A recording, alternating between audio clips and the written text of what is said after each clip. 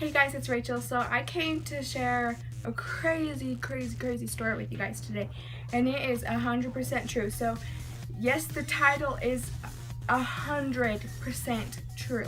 So if you don't believe me, just keep watching to hear the crazy story. And if you guys like this story, give it a big thumbs up. Go down and hit the subscribe button so you guys can see more of my crazy story time videos that will be coming out soon. And as you can tell, my room has been finished. So my next video will be a room tour. And if you guys are new to my channel, I just moved, and so I have a brand new room. So I'm gonna be doing a room tour for you guys. So just let's get started with this story. So as I just said, I just moved here, and it's kind of a ghetto neighborhood, okay? So crazy stuff happens in this neighborhood. Like right after we moved in, there was a shooting literally 2 houses down from my house, and gosh, a bug just fell. Anyways, so it's just been crazy living here. So we knew we were going to be moving in this house like 2 weeks before we actually started moving in. So the first night we were gonna come bring a load. We filled up our van and my brother's car. We filled it up completely with boxes to the point where we didn't even have room to sit in the car. Okay, so we drove over here, and it's like a 5-minute drive from our old house, so it wasn't that bad. Okay, then we get here and we brought our dog so that she could check out our new backyard, so it wasn't completely new for her right when we moved in. Okay, so I just opened up our side fence and just let her in. I was like, go have fun, go poop in your new yard, go have fun, you know. And then I started taking loads, and then I was like, where is Sadie? Because she's like very attached to us. She won't go anywhere new without having one of us with her. So she was already freaking out once I closed it. She was kind of staring at me like, you're funny, come back.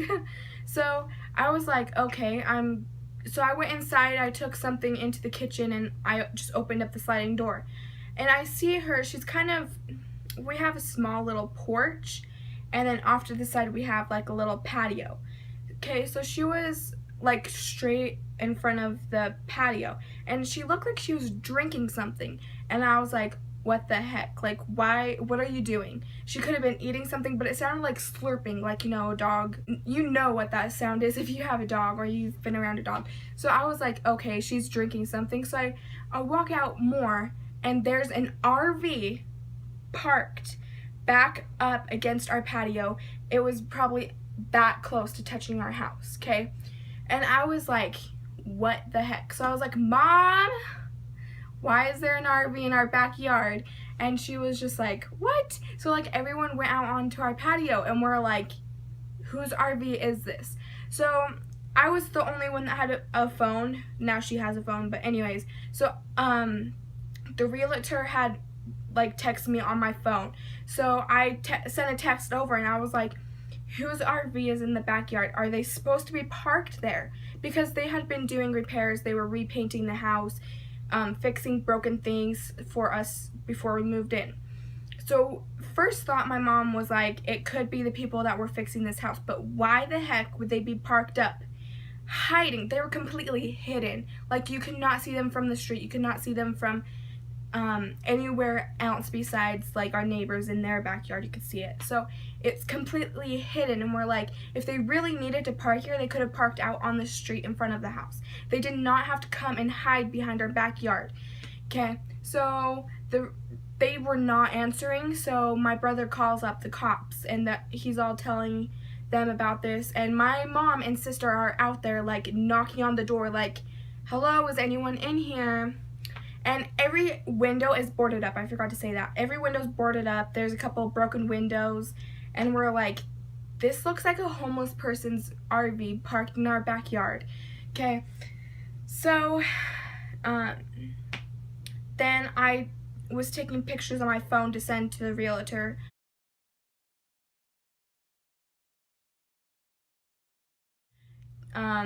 He still was not saying anything. then she gets out of the car. There's just a girl that was living in there. She gets out of the car and she starts begging my mom not to call the cops, saying, please don't take my home away. This is my home.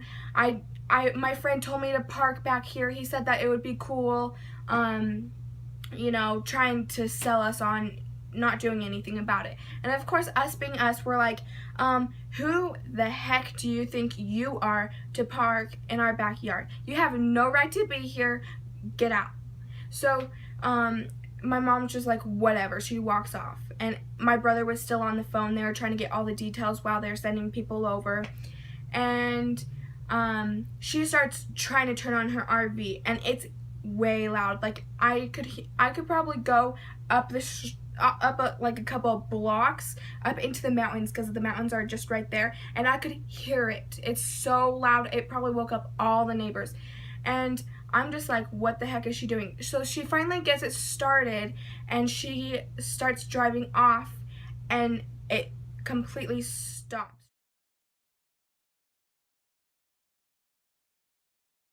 She's stuck because what she did was break the whole sprinkler system that had just been fixed like a day or two before that, and flooded the whole backyard. So that's what my dog was drinking, was the water from our sprinklers that were broken.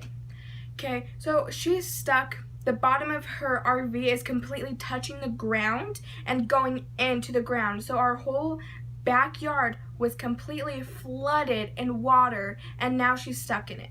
Okay, so the cops finally get there, and they realize that it was broken. So they go into the front yard where the water goes to the sprinklers, and they're trying to turn it off.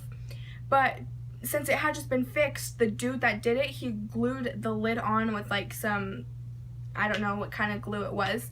So they had to drill through that, break it completely off, and then get down there, and it took like a couple minutes for it to finally turn off. But it was completely filling the whole backyard. And later did we realize that we had gophers in our backyard. So all that water settled in, and now it's just all sunken, and it's completely disgusting. Anyways, so she keeps begging and begging and begging for us not to tell the cops. But the cops had been there, and the cops were looking for her because she had left while we were inside the house or whatever. I guess she was saying that she needed to go get a friend to help her get out, but she never came back that night. And the next day we came over, she was still there, but the water had eventually dried up because it was a hot day. So the water was not like, I think it might have been like that far down under the ground. So where her tires were, it was completely dry, so she was able to get out.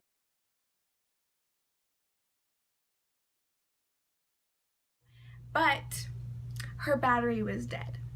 So a little more drama happened. Apparently her and her boyfriend went a couple blocks over and stole some dude's battery. So when I'm at school working, my dad came here so he could make it look like we're living here, because we had only taken one load in here. So it was like, it looked like this house was still vacant. It still had the little lock on the front door. So that's why we think she came and parked back here, is because no one was actually living here.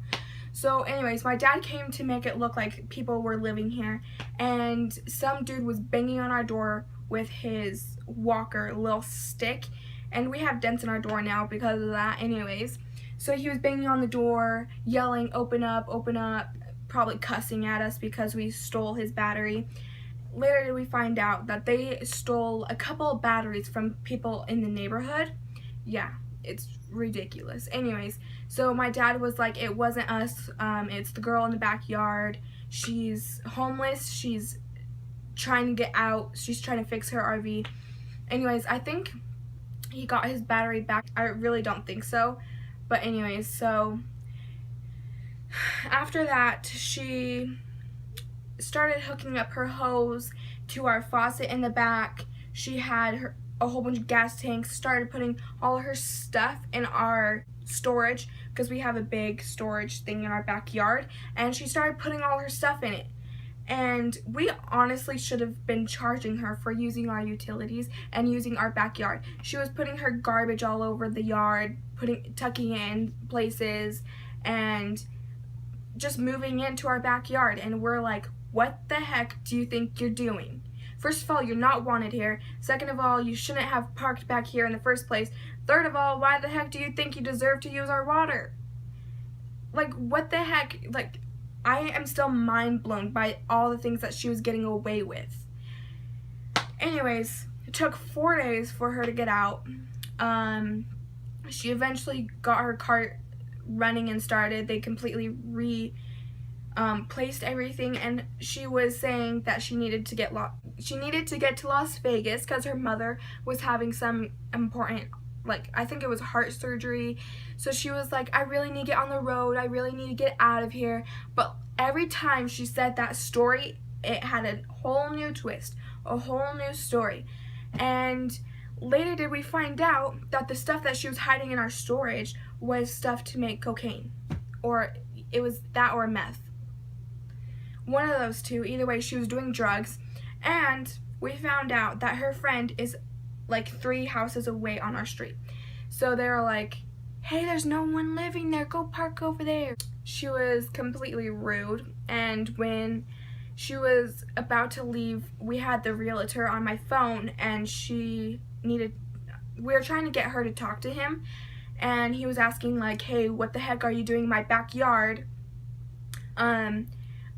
Like, what gave you the reason to park back here?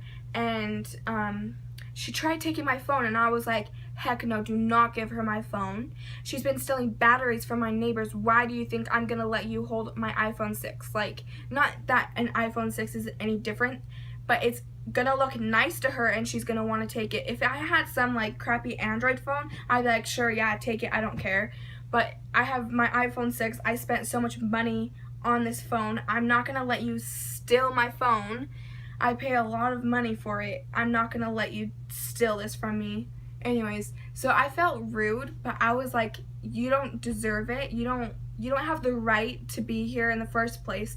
What do you think I'm gonna, like, if like the cops were on my phone the whole time talking to the realtor, I'm like, yeah, sure, here, like, I'm trying to help them out, you know, but I'm not gonna let her hold my phone. She has meth fingers. I don't want it all over it.